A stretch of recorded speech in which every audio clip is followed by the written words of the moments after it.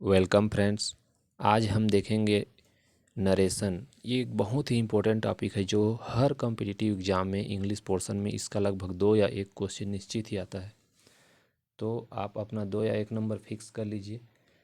बस हमको इसको समझना है कैसे इसको डायरेक्ट से इनडायरेक्ट स्पीच में बदलते हैं। तो देखते हैं। हम नरेशन को हिंदी में बोलेंगे कथन। मतलब हमारे कहने का जो तरीका है, मुख्य 2 तरीका होता है। एक तो होता है डायरेक्ट स्पीच और एक होता है इनडायरेक्ट स्पीच। डायरेक्ट स्पीच क्या होता है?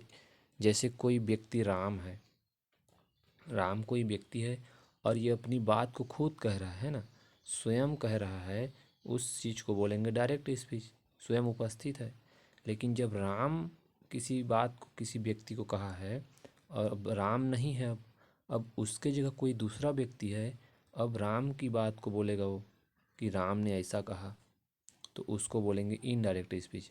मतलब राम स्वयं उपस्थित है या कोई भी व्यक्ति स्वयं उपस्थित है और अपनी बात को स्वयं कह रहा है तो उसको बोलेंगे डायरेक्ट स्पीच।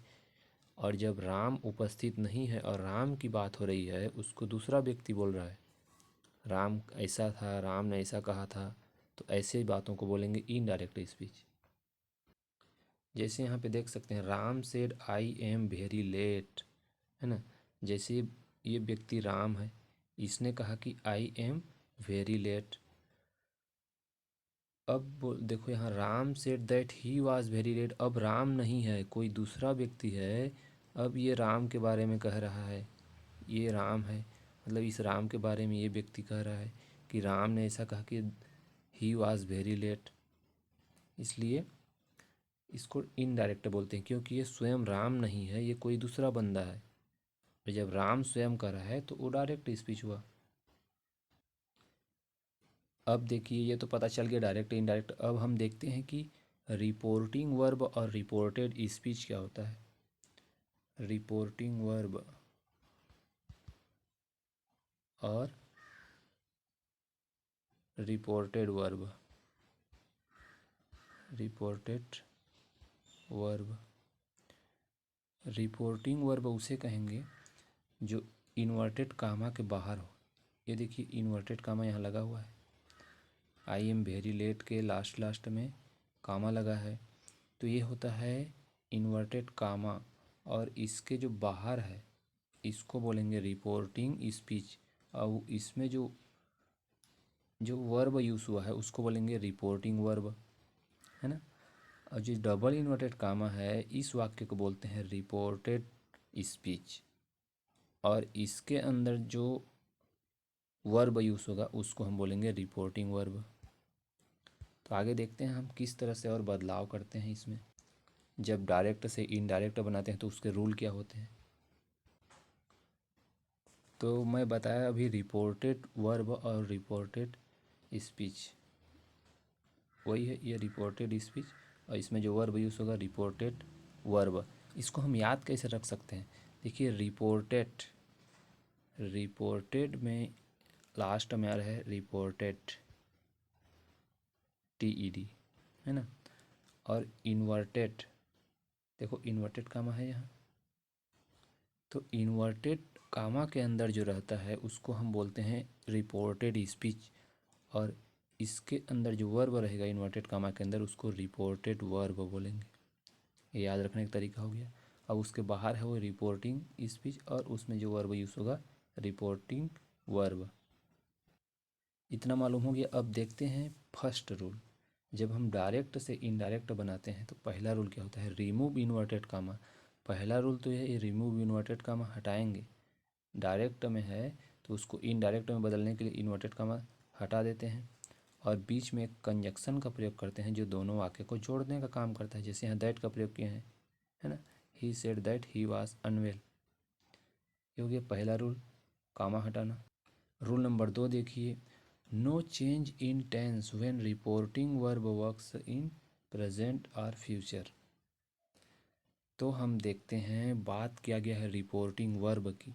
रिपोर्टिंग वर्ब आपको बताया मैं, डबल इन्वर्टेड कामा के बाहर का वर्ब रिपोर्टिंग वर्ब। देखो ये यदि प्रेजेंट में है, प्रेजेंट का पहचान क्या है? एस या एस लगा रहता है ना। जब प्रेजेंट में हो तो वाक्य में कोई परिवर्तन नहीं करते, केवल हम कंजक्शन का प्रयोग कर देते हैं।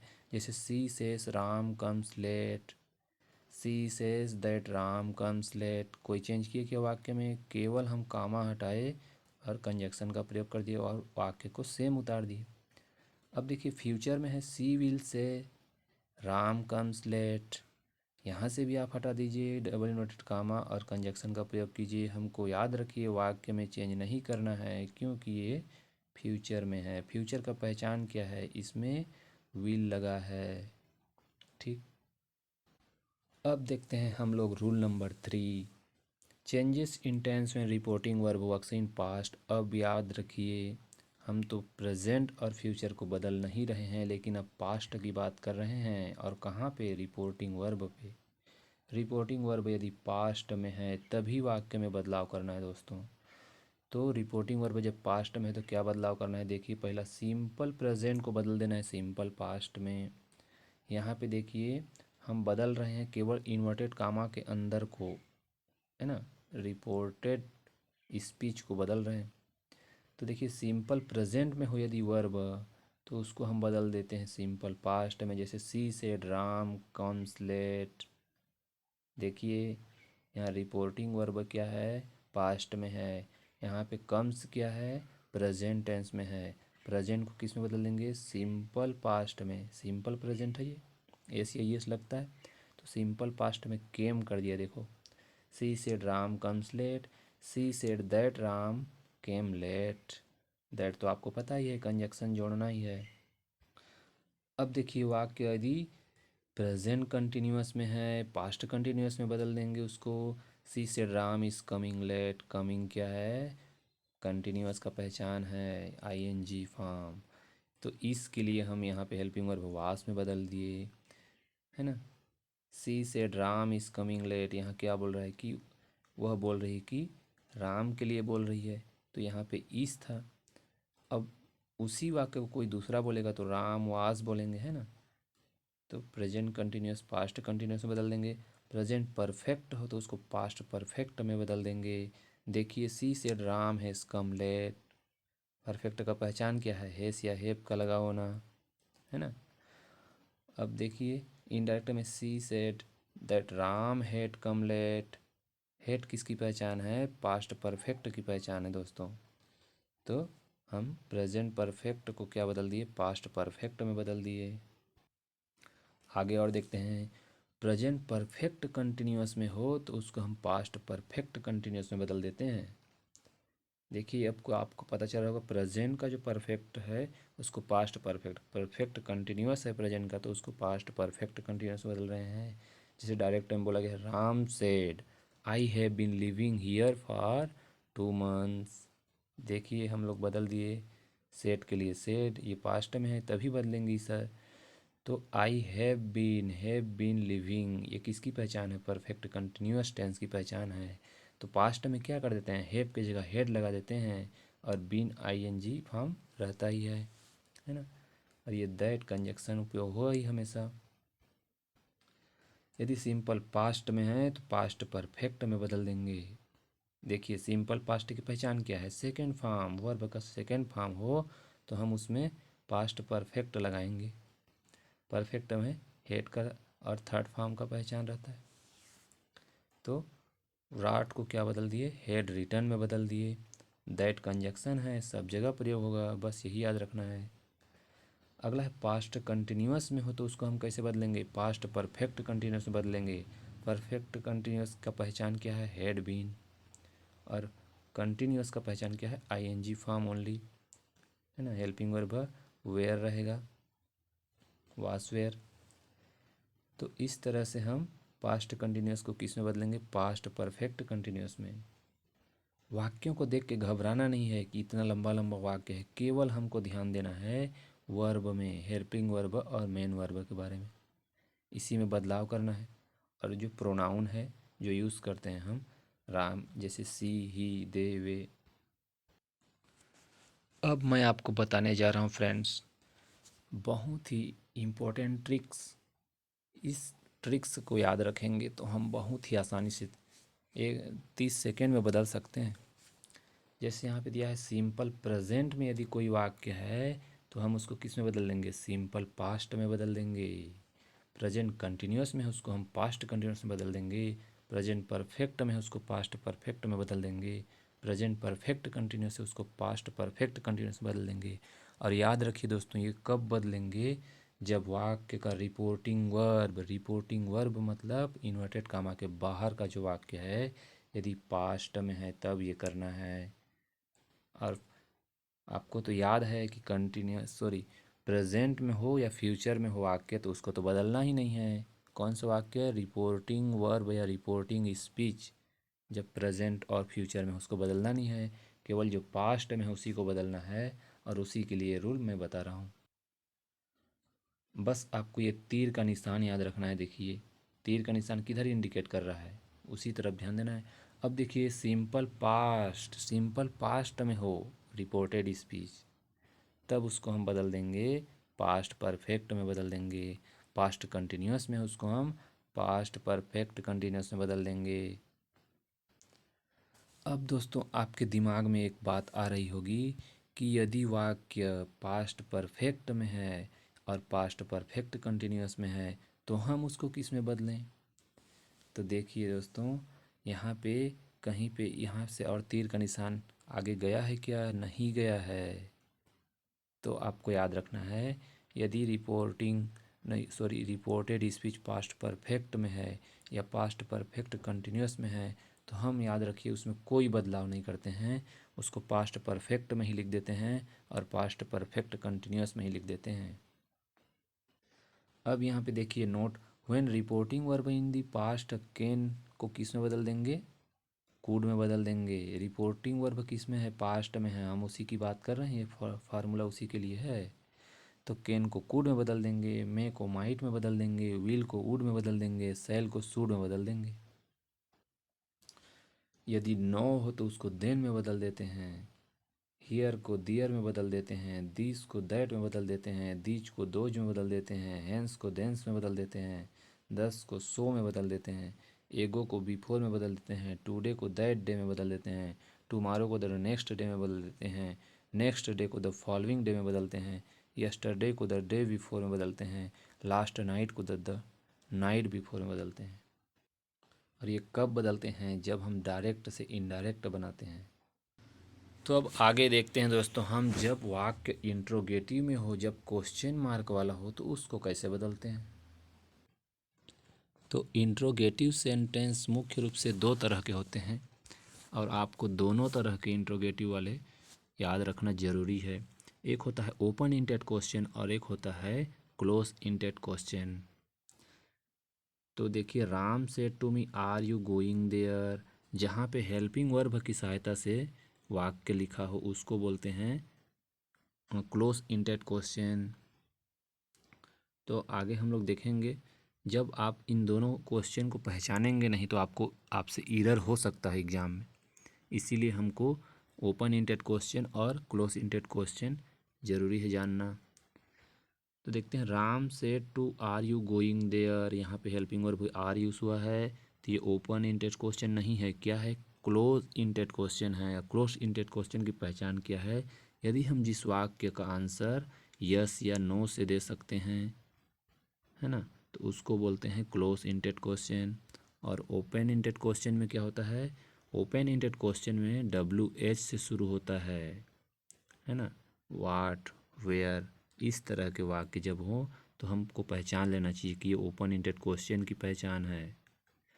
और जब वाक्य आर या फिर इस, वास, है ना, वेयर, इस तरह से हेल्पिंग वर्ब के माध्यम से शुरू हो तो क्या है, क्लोज इंटेड क्वेश्चन की पहचान है। तो इसका पहला रूल क्या कहता है, देखते हैं। Say is change into ask, wonder, inquire, है ना, क्लोज इंटेड क्वेश्चन की बात कर रहे हैं हम। यदि इस तरह का क्वेश्चन हो तो उसमें हम से को किस में बदल देते हैं, आस्क, वंडर और इंक्वायर में बदल देते हैं। सेकेंड रूल देखिए, देखो क्लोज इंटेड क्वेश्चन में हम इफ़ या वेदर का इस्तेमाल करते हैं, कहाँ करते हैं, रिपोर्टेड स्पीच के पहले। रिपोर्टेड स्पीच के पहले जब इनडायरेक्ट बनाते हैं तो रिपोर्टेड स्पीच के यहाँ पहले क्या लगाएंगे, इफ़ या विदर का इस्तेमाल कीजिए। जैसे यहाँ देखिए, Ram said to me are you going there.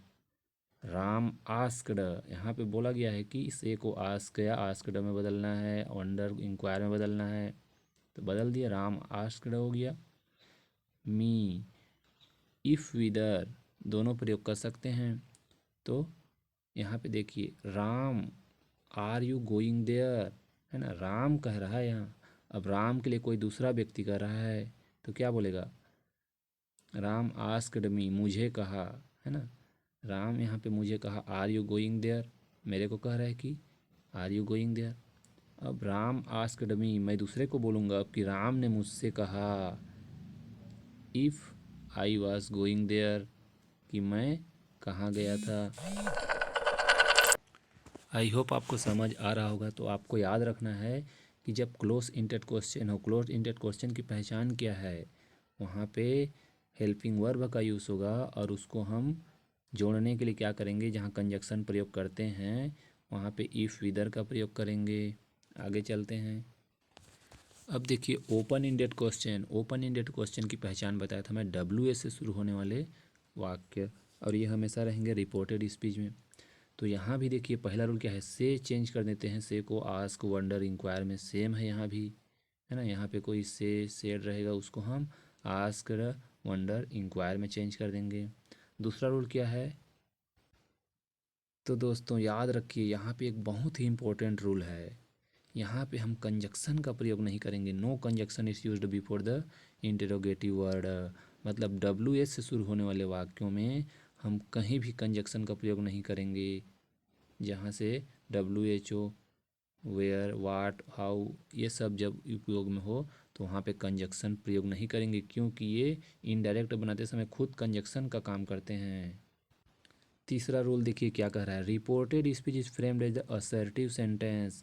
जो रिपोर्टेड स्पीच है, जो कामा के अंदर रहता है, हम उसको रिपोर्टेड बोलते हैं, है ना, इन्वर्टेड कामा के अंदर रिपोर्टेड स्पीच, उसको हम असर्टिव सेंटेंस में बदल देंगे।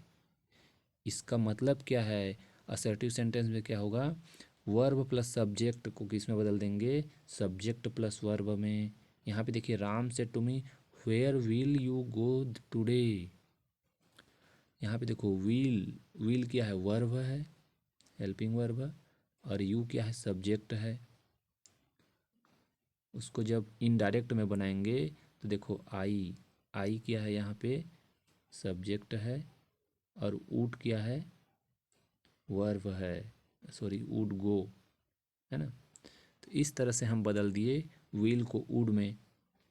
ठीक है, हेल्पिंग वर्ब की बात कर रहे हैं, हेल्पिंग वर्ब को चेंज किए तो पहले वर्ब और सब्जेक्ट रहेगा, उसको हम सब्जेक्ट और वर्ब में चेंज कर देंगे। Ram said to me, Ram ने मुझसे कहा, where will you go today. Ram asked me, अब मैं बोल रहा हूँ कि राम ने मुझसे क्या कहा, where I would go there. तो यहाँ मैं अपने लिए आई का प्रयोग किया, राम ने अपने लिए क्या किया था, मेरे लिए, राम ने मेरे लिए यहाँ प्रयोग किया था यू का, है ना। तो इनडायरेक्ट में हम जो पर्सन है, सेकंड पर्सन, उसके हिसाब से हम चेंज करते हैं। जैसे यहाँ राम ने मेरे लिए प्रयोग किया तो यू बोला, और राम ने मेरे लिए किया, और इसको मैं बोल रहा हूँ राम के बारे में कि राम ने मुझसे कहा, तो मुझसे क्या कहेगा, I would go that day. अब आगे चलते हैं। अब देखिए, no change in universal truth. अब ये बहुत ही इम्पोर्टेंट चीज़ है। आपको जब यूनिवर्सल ट्रूथ के बारे में दिया रहेगा तो वहाँ पे हमको रिपोर्टेड स्पीच में किसी भी प्रकार का कोई चेंजेस नहीं करना है, जैसे दिया है वैसे ही उतार देना है। जैसे देखिए यहाँ, the teacher said the earth moves around the sun, केवल हमको कंजक्शन प्रयोग करना है और उतार देना है वाक्य को इनडायरेक्ट में, the teacher said that the earth moves around the sun. बहुत ही ईजी है। यूनिवर्सल ट्रूथ में हमको याद रखना है, केवल कंजक्शन प्रयोग करेंगे और इन्वर्टेड कामा को हटा देंगे, और कोई भी चेंजेस नहीं करना है, चाहे हैबिचुअल एक्शन हो चाहे यूनिवर्सल ट्रूथ हो, है ना। दोनों में वाक्य में केवल इन्वर्टेड कामा हटाना है जब हम इनडायरेक्ट बना रहे हो, और उसमें केवल कंजक्शन का ही प्रयोग करना है। अब लास्ट में एक इम्पोर्टेंट रूल बता रहा हूँ आपको कि प्रोनाउन को कैसे चेंज करते हैं रिपोर्टेड स्पीच का। तो याद रखिए जब फर्स्ट पर्सन हो, है ना, रिपोर्टेड स्पीच में फर्स्ट पर्सन के लिए हम उसको सब्जेक्ट के आधार पर बदलते हैं, फर्स्ट पर्सन के लिए प्रोनाउन को। जब कोई सेकेंड पर्सन दिया हो तो उसको हम ऑब्जेक्ट के अनुसार बदल देते हैं, फर्स्ट पर्सन के लिए सब्जेक्ट के अनुसार, सेकेंड पर्सन के लिए ऑब्जेक्ट।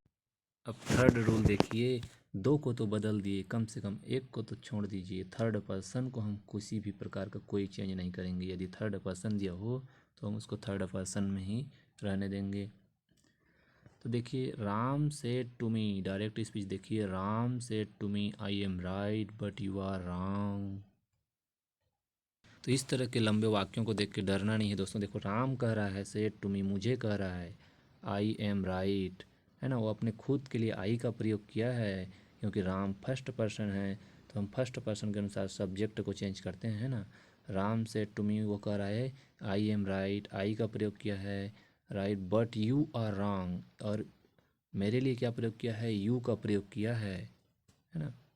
तो हम सेकेंड पर्सन को ऑब्जेक्ट के अनुसार बदलते हैं। अब देखिए, जब इनडायरेक्ट बनाएंगे तो राम टोल्ड मी, अब देखिए मेरे को कह रहा है, अब यहाँ पे फर्स्ट पर्सन कौन है, मैं हूँ।